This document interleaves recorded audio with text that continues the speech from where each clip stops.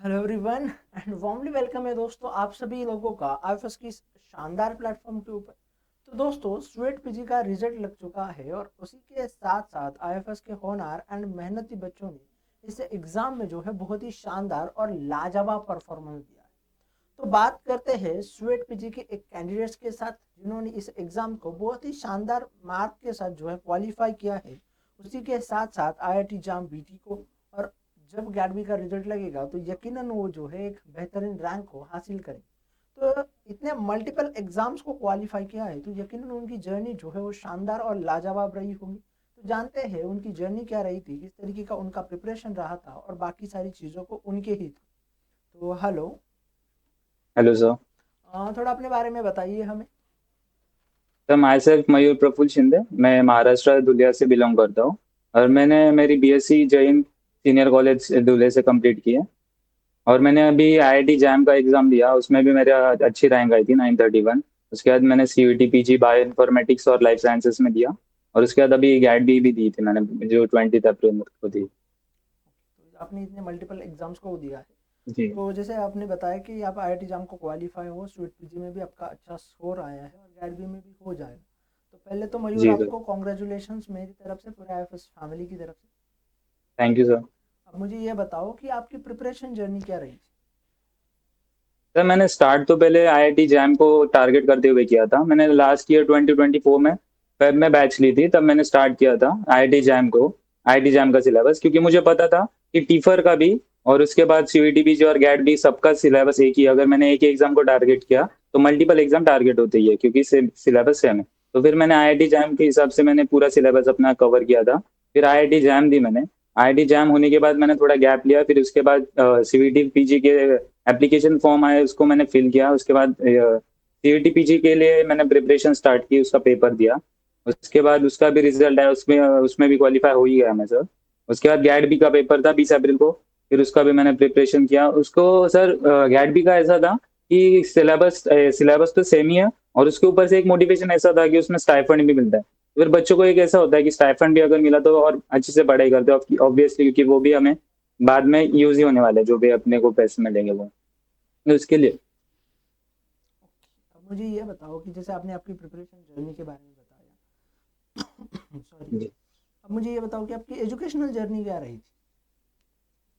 Sir मैंने केंद्रीय विद्यालय से मेरी स्कूलिंग कंप्लीट की है, केंद्रीय विद्यालय धुले से फर्स्ट टू ट्वेल्थ, जो सीबीएसई बोर्ड है। फिर उसके बाद मैंने बीएससी की है बायोटेक्नोलॉजी में। ओके, तो आपने केंद्रीय विद्यालय धुले से ही किया है और उसके बाद जो जी है सर। आपने आपकी बीएससी भी जो है वो धुलिया से की है। अब मुझे ये बताओ जी सर। कि आपने पहली बार आईएफएस का नाम कहाँ से सुना था, आईएफएस सर प्लेटफॉर्म। मैंने जब बीएससी जी जी सर, मैंने जब बीएससी में एडमिशन लिया तब मैंने फर्स्ट ईयर तो मतलब मुझे पता ही नहीं था कि ऐसा ऐसा भी हो सकता है कि एमएससी हम आईआईटी के थ्रू कर सकते हैं। पर जब मैं कॉलेज में, मुझे जब टीचर्स ने बताया कि ऐसा ऐसा भी होता है, ऐसे ऐसे अलग अलग एग्जाम्स है, तो फिर मुझे जो बॉटनी के हमारे टीचर्स थे उन्होंने बताया, क्योंकि वो भी आईएफएस का फॉलो करते थे कंटेंट। तो फिर उन्होंने मुझे सजेस्ट किया कि अगर आप वहां से करोगे तो आप अच्छे रैंक से क्वालिफाई करोगे और अच्छा कॉलेज भी मिलेगा। ओके, तो फिर मैंने उसके बाद ही यूट्यूब पे भी सर्च किया कि एफएस क्या है, उसके बारे में मैंने ढूंढा वगैरह। फिर मैंने उसकी बैच ज्वाइन की। फिर उसके बाद जो सबसे बेस्ट मुझे आईएफएस का ऐसा लगा कि सब एग्जाम के पहले आप लोग जो है, आप सब जैसे कि आप वैभव सर, उसके बाद सुहास सर, सब एग्जाम के पहले जो क्वेश्चन प्रैक्टिस जो कराते थे वो बहुत ज्यादा यूजफुल थी एग्जाम प्रिपरेशन के लिए, क्योंकि सब जो सिलेबस था वो सब वो क्वेश्चन प्रैक्टिस के थ्रू रिवाइज हो जाता था। ओके, हाँ वो तो हो जाता है क्योंकि चैप्टर वाइज पूरी क्वेश्चन जी प्रैक्टिस करवाई जाती जी है। जी। अब मुझे ये बताओ कि आपके मतलब कब ख्याल आया आपका कि यार एमएससी एंट्रांसेस के लिए प्रिपेयर करना चाहिए। सर मेरा ये ख्याल आया था जब मैंने एसवाई मेरा कंप्लीट हुआ था सेकेंड ईयर, तब मुझे लगा कि अभी आगे क्या करना चाहिए। फिर मैंने सोचा, मैंने बहुत लोगों से बात की, मेरे बहुत अच्छे फ्रेंड्स भी है बायोटेक मेरे बैच में। तो फिर उन्होंने उन्होंने भी मेरे साथ ही प्रिपरेशन की थी, उनका भी अच्छे से क्वालिफिकेशन हुआ है दोनों एग्जाम में। तो फिर मुझे तभी रियलाइज हुआ कि मुझे एमएससी अच्छे कॉलेज से ही करना है, इसलिए मैंने आईआईटी जैम सीयूईटी पीजी और गैट बी का एग्जाम दिया। ओके, तो आपने आईआईटी जाम स्वीट जो और गेटवी का एग्ज़ाम दिया और अच्छे से जी। क्वालिफाई कर लिया। अब मुझे ये बताओ दोस्त कि जब आपके ये पूरा ख्याल आया था, ये सारी चीज़ें हुई, तो फिर आपकी प्रिपरेशन कैसे स्ट्रैटेजी रही? जैसे आपने बोला कि एक एग्जाम के लिए टारगेट करते हैं, तो आपने आईआईटी जैम के लिए टारगेट किया। तो जी। आईआईटी जैम का सिलेबस जो है हमें वास्ट देखने को मिलता है, मतलब बायोटेक में भी बहुत सारा पोर्शन है, ऊपर से फिजिक्स केमिस्ट्री मैथ को भी पढ़ना पड़ता है। तो आपकी स्ट्रैटेजी क्या रही? राइट। सर मैंने पहले तो बायोटेक्नोलॉजी का पूरा सिलेबस देखा, क्योंकि मेरा फर्स्ट से ऐसा ही था कि मेरा मैथ्स इतना अच्छा नहीं है, मेरा वीक है मैथ्स। इसलिए मैथ्स और फिजिक्स के लिए मैंने इतना ध्यान दिया नहीं था, मैंने उसके लिए ज़्यादा टाइम दिया नहीं।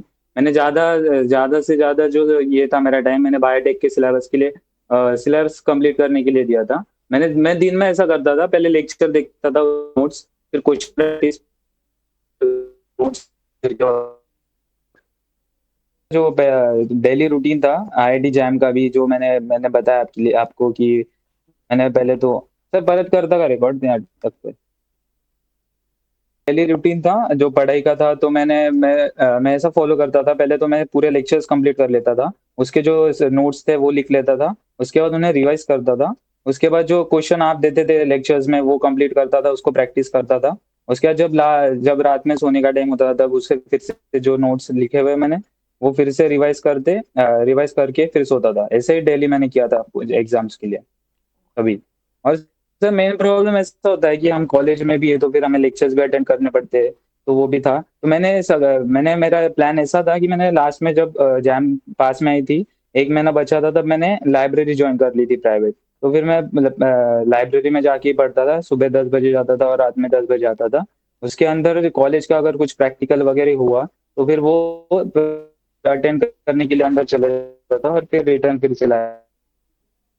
ओके ओके ओके, बहुत अच्छा, बहुत बेहतरीन। अब मुझे ये बताओ मयूर,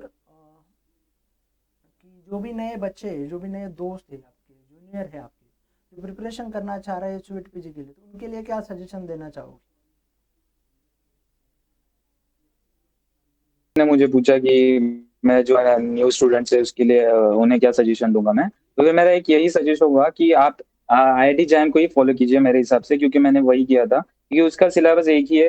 अगर आपने उसे 100% आपका देखिए टारगेट किया, तो फिर आपके अब जो भी दूसरे एग्जाम थे जैसे कि सीईटी पीजीटी फर गैट भी, वो भी आपके टारगेट हो गया, और आपको अलग अलग परत करूंगा। तो बहुत कुछ अच्छी चीज़ें बताई मयूर आपने हमें। तो thank you so much for sharing your experience and your journey with us. मुझे पूरा यकीन है कि जो भी नए बच्चे होंगे, जो भी नए एस्पिरेंट्स होंगे, उनको जो है बहुत हेल्प होगा, फ़ायदा होगा। और उसी के साथ साथ आगे जो भी बच्चे प्रिपरेशन करेंगे, उनको जो है आपसे मोटिवेशन मिलेगा, और आपको बहुत आपकी जर्नी के लिए, आपके फ्यूचर के लिए आपको बहुत सारी शुभकामनाएं। Thank you so much for joining with us. Thank you sir. Thank